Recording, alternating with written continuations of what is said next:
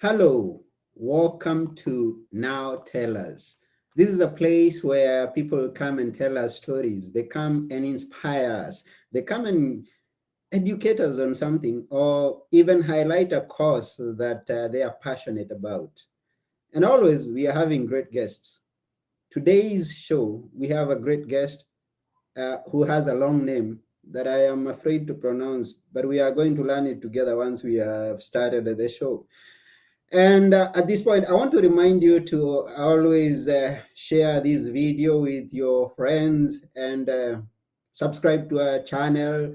And the place to find past and future episodes, it's at www.nowtellus.com, both on video and on audio, where you go to audible.com and get us there, go to Spotify, name it. We are there.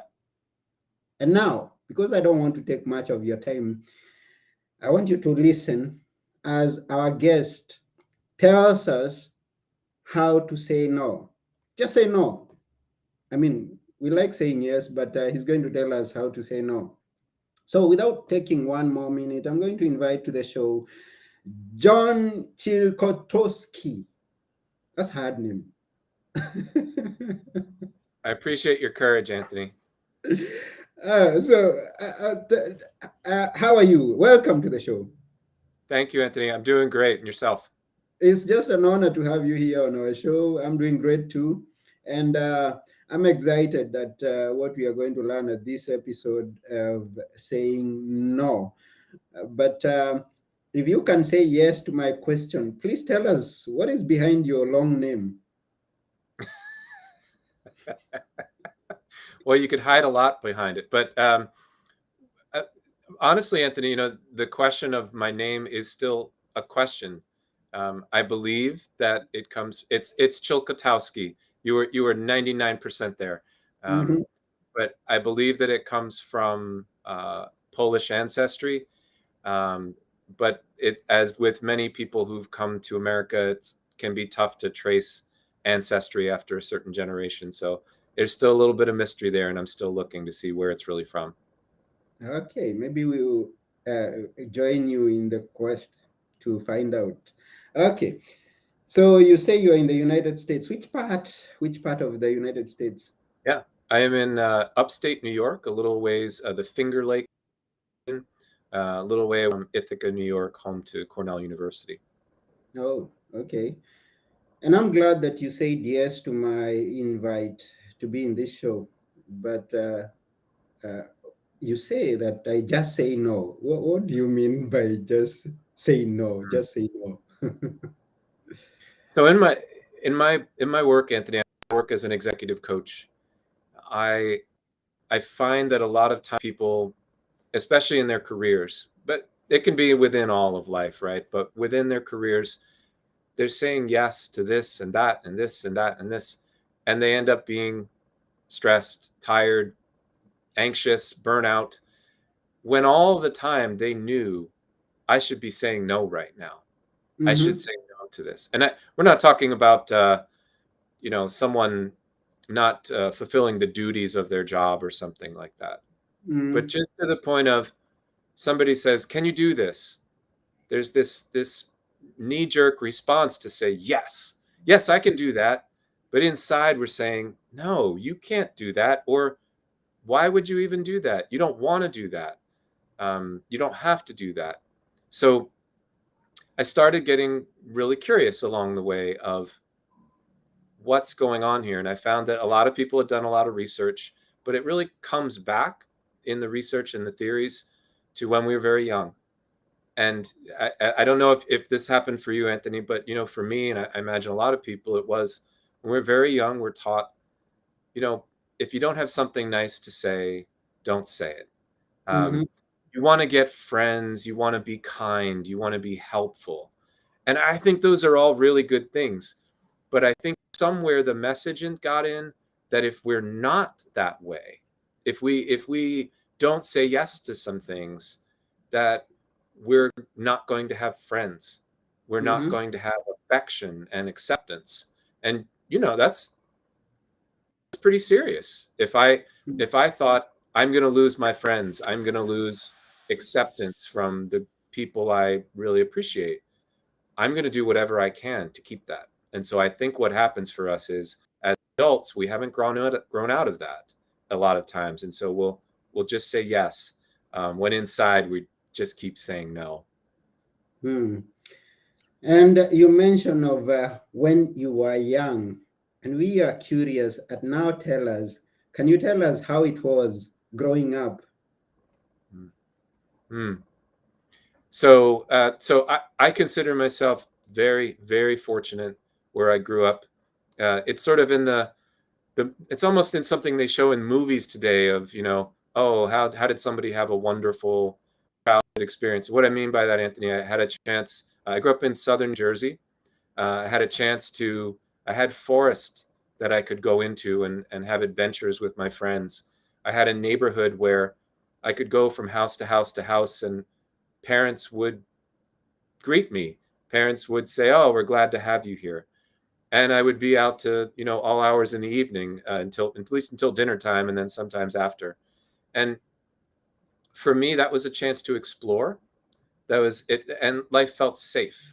So I think about, a lot of things in the world today where I know that most kids or many kids don't have that, and some kids don't have any of that. And so I Mm-hmm. feel very, very fortunate.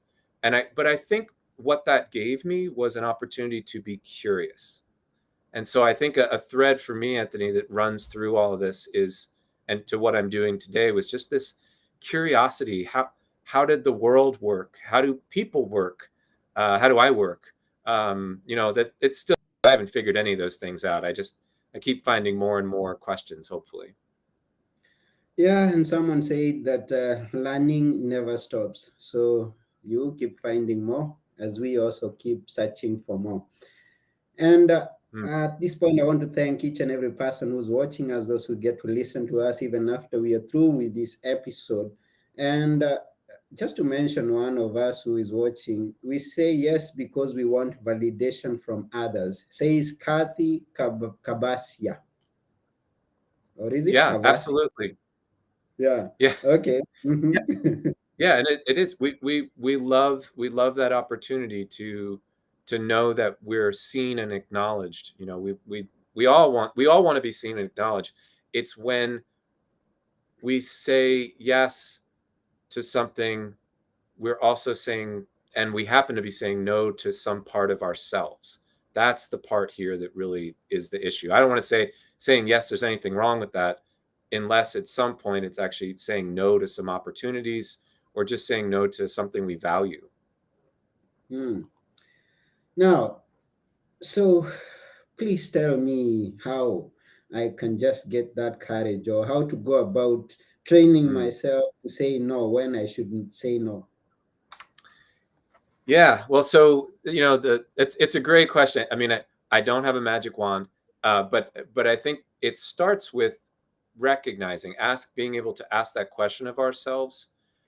If I'm saying yes to this, what am I saying no to? So if it's like, a simple example would be, if I'm saying yes to extra work at night, extra work on the weekends, whether that's in the office or away from an office, or am I saying no to my children? Am I saying no to my spouse or significant other? Am I saying no to some other pursuit that I'm really passionate about? And so I personally believe it's at those moments where we recognize the cost of saying yes to these things outweighs the benefit of it, that we start to recognize, okay, I want to make a change here. And then what I would say, Anthony, is generally, we know, right? Are we someone who says yes to way too many things, or is it just specific things? But I encourage people to get specific with, where can I start to say no to some things which are really impacting me right now in my life, or others in my life. And Mm-hmm. so, um, and then within that, I think what you're looking for and what everybody looks for is but how do I do that? So Mm-hmm. I've got this one thing. Um, it's really painful for me when I say yes to this person with requests they make all the time, Mm-hmm. that are not things I need to say yes to. okay, so how do I do it? Because I'm ready to say no, and then all of a sudden I'm saying yes is coming out of my mouth. So a couple of things I would say just as tips or possibilities there. The first is don't apologize. So one get into when we say no is, I want to say yes. I really want to say yes. I'm so sorry, but I've got laundry to do, and I have this movie I need to watch, and so we don't need that. We don't need to justify saying no. And Mm-hmm. I think adding the apologies makes it unclear, makes it seem like, oh, well, what if I can take care of your laundry for you? Can you say yes then? What if I can make sure? Would you say yes then? So it it becomes an opportunity to keep saying yes, is I guess what I want to say. And it's unclear for both people that no is really the proper thing. So that's one part I would say. Um, Mm-hmm. I think being polite is we're concerned that somehow we're going to harm this relationship. So I think just simply at the beginning saying, thank you for asking, or just thank you in some way, starting with that. It's very natural for us. Mm-hmm. You've got to say no to that, Anthony. I'm just I teasing. have got to say no. I'm teasing. Yes, and this is a very good example. Sorry for that. It was unexpected. um, And I've said no. good job. Good job. Okay. Uh, Now, and that happens, and something I'm going to ask, and maybe that was yeah. was a question coming. That happens Yeah. to be a family member. What, do you just say no to a family member and the request they make? Uh, this is the toughest, right? So Yeah. a lot of my work is with people at work, but yes, when it comes over into the family, well, Mm-hmm. now there's a layer of there's our family, there's cultural expectations, there's maybe if we're the son or the daughter, and in some way there might be other expectations. Um, so I would say being direct is important here. And by direct, I don't mean being a jerk. I don't Mm-hmm. mean, we don't have to be forceful, but just being direct and saying, you know, no, thank you. No, that's really not something I want to do right now. Mm-hmm. That's really not something I want to do. But um, behind that is remembering, and this is probably the hardest part, Anthony, is remembering that our self-worth doesn't matter how much we do for other people.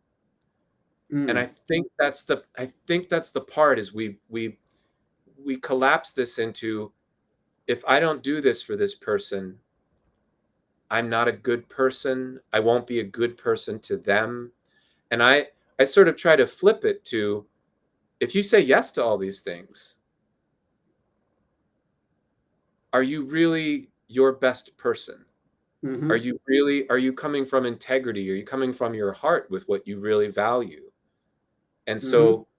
uh, so then the other part I would say is to prepare for these. This is you've just gone from a maybe an easy thing to say no to a work assignment to a someone we know and love, and they're expecting us to say yes because Mm-hmm. we've probably said yes to them in a lot of our lives. So I usually again say, like, let's start with something small. Start with something small. So if I don't even know what an example would. Do you have an example, Anthony? Something small, like um, I don't have an example that comes straight Okay. right away. Yeah. Here's an example. So um, I'll choose one from my life. So someone says to me, um, John, would you? I know you're here visiting, but would you mow the lawn while you're here? Now, Mm-hmm. it might take. It's a really hot day. It might take 90 minutes to do it. Would I mow the lawn? Sure, but on that day, I already have everything planned. I have a full day, and if I do say yes to it, it will mean less time to visit together. Mm-hmm. I can't cut the other things out. So for me, if I'm really, if my knee jerk would be, yeah, oh sure, I can mow the lawn. I would ask myself, okay, if I do that, I won't have the visit time that I really value. And I know that they value also. So Mm-hmm. be able to voice it and say, do you know what? I know how important having a lawn cut right now is, but I'm really concerned that we're not going to have time to connect and talk. So I wonder if it's possible either to put that off for another day, or is it possible somehow for me to, help get somebody else to do that this time? Mm-hmm. Might still be no, I'd love to meet with you, but I need the lawn cut. Mm-hmm. So then there's choices to make, right? And I think everybody in that moment has a choice to make. I had a choice to make.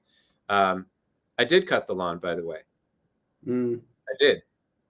So I did, but it was after being able to voice it. Yeah. I didn't feel any resentment. I still felt a little sad because I wanted Mm-hmm. the meeting time, but Yeah. I know what it meant to them. I know what it meant to them to have it done then. So that's what I would say. That's just one example. Kathy says that she used to say to really struggle saying no until she figured out that it was an issue of boundaries. Uh, She had none. well, so boundaries. Yeah, Kathy brings up. I mean, this is a great, and I know, I know, Anthony. This will expand beyond one conversation here, but Go that ahead. boundaries, for I say us, it. I think about it as there's some things we talk about boundaries, and we might put up what's called like a brick wall. So appropriately, if we're out late at night, someone came up to us in a parking lot, and we feel threatened physically, there should be a brick wall there. We're Mm-hmm. not going to allow ourselves or our loved ones be harmed physically, right? That's a brick Mm-hmm. wall. But there's other things where maybe we're a little more like a sponge. Things can kind of flow in and out more easily. I Mm-hmm. think about it as what's that middle line where we can be flexible and agile and figure out in the moment, do I need to have something firmer? Do I need to have something a little more open? And so um, I think most often people fear that whatever boundary they share is going to feel like a brick wall to someone else.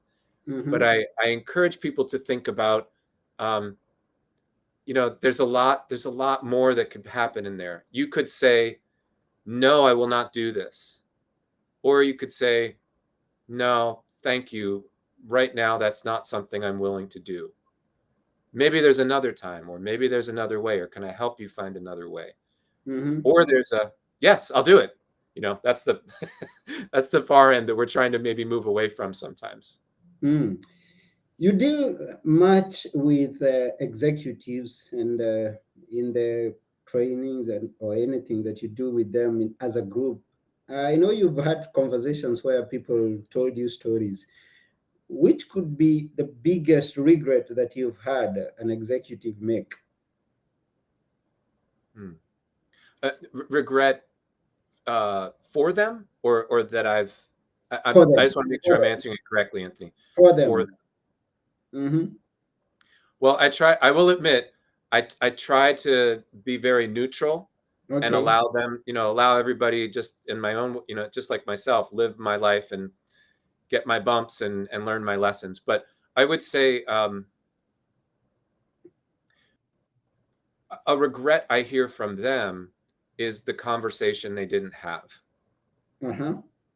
the thing they didn't say, the feedback they didn't give that someone really needed, Mm-hmm. and they didn't get it anywhere else, and that person's life kept going in the direction that it was, which wasn't helpful.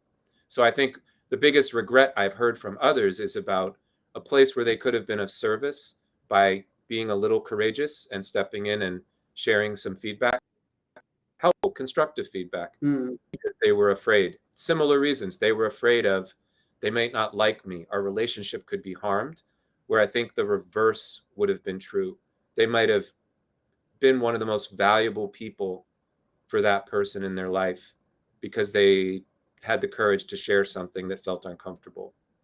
And that's quite in line with what we are sharing today because that feedback could be of telling someone, no, you're not going in the right direction, or whatever you did has a negative impact. I mean, you know, there are things that we see happening around us and we just assume, maybe in family, maybe at the workplace, and you say, I'm not going to tell this person is going in the wrong direction because I'm concerned about how he's going to perceive me as. So I think it's quite in order that they regret having told that. And it's something that we should always remind ourselves to give feedback to, no matter whether it's positive, not just like I love you or maybe you're a good worker, but let the person know of things that are not going right or things that you could not participate in. You just say no. So I think so. Yeah. And Anthony, on that, I think what stops people is they're concerned that they're right. They believe, and all of us, I'll put myself in here too, we believe, oh, I have the truth and it's going to hurt when I share the truth. Where if we can step back and be able to say, I'm just going to share my little sliver of truth, and then I'm going to check with them about what's true for them. That seems to help us a little bit. But anyway, that's another topic. Yeah, it's another topic altogether, but they say that truth hurts. Truth hurts, yes. So we keep moving. Let's know, in the mode that you work with the executives, the company, and how many companies. I know you've worked with some great companies around. Please give us an insight. Let's get inspired by what you do. Well, okay. So I do work. I have worked with a number of companies, both for-profit, government, and nonprofit. I don't want to play favorites, Anthony, but I have a lot of experience in my past as a leader working with nonprofit organizations. And I would say, I'm almost going to, because I like the big name organizations too. I like the work that I'm doing there and who I get to help. But it's the nonprofits so often that they are there, they're clear on what their mission is. They're clear on how they're helping their community or the world. And they're the people who are very likely saying yes too often. And then I mentioned at the beginning of, stress, burnout, those things. Most leaders at nonprofits don't last more than 5 years. And when they leave it, they often don't go back. And I think that's sad because of the talent they have, the passion they have. But a lot of times they're so passionate. They don't know how to keep that self-care in there for themselves, seeing that they have to recharge their own batteries to keep, going out, because most nonprofits don't solve everything in the world in a day or a week or a year or even 10 years. So it's how to keep going in there. But anyway, I'll pause there, Anthony. It's interesting. Hey, you viewer, hey, you listener, don't you find it interesting that companies or organizations, nonprofits, tell John yes to come and teach them how to say no?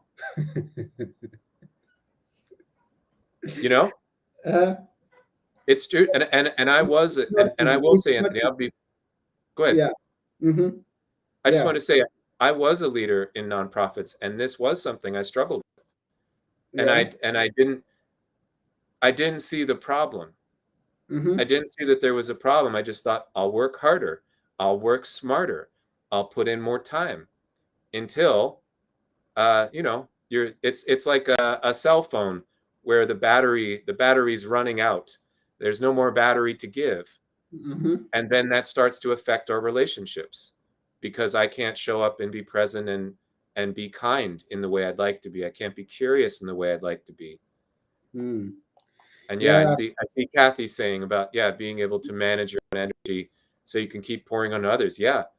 And it's not limitless. We have to recharge it. We have to plug ourselves in if there's a way, and get good sleep and good diet and exercise and have relationships outside of work.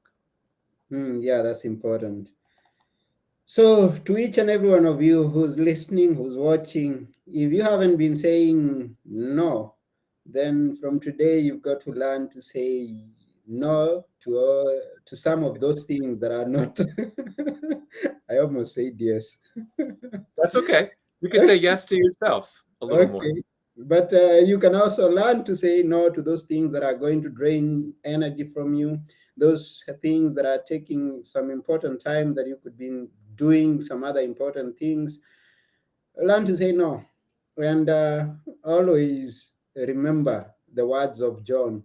And John, we are asking if you would want to follow up with you to learn to say no. How do we connect to you? And maybe someone listening here has an organization or a company that would like to be more productive, be have that time to recharge, and so they've got to learn to say no.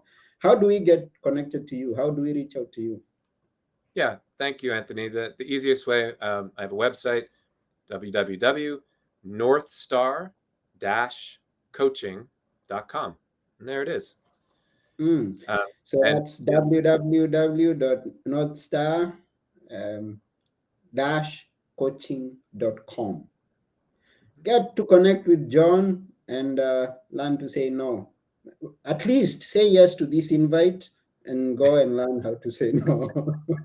Go follow up with John, and I'm sure that you are going to get a lot of value from following up with John. Connect with him. And once again, we thank each and every one of you who's listening, who's watching. We thank you for sharing this show with your friends. Remember to subscribe to us. Remember to always follow us. Yes, yes, we are asking you. Please don't say no. Don't say no. But before we go, we would like John to leave us with a few words that we should always remember.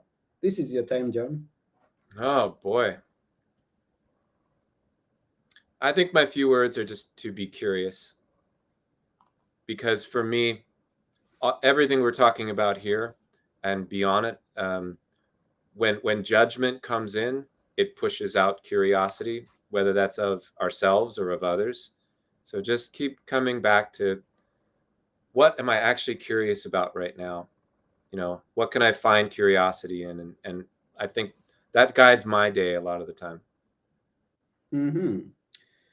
So says John, always be curious and keep learning because we never stop learning. So remember those words by John and go ahead and become the best version of yourself by doing the right thing, thinking and saying the right things, and remembering to say no at some point because it's important to you and to those around you. Mm. So that's about it for today. And this has been your host, Anthony Moirore. And together with John, we are saying bye for now until next time. Till next I know time. you, yeah, I know you'd like us to stay much more here, but we are saying no to that. And yes to other things. Yes, I only say yes to Kathy a bit because Kathy is thanking John, and Thank you, she says Kathy. this is really a worthwhile topic. To the rest of you, I'm saying no, and that's it for now. Bye, bye, bye, bye.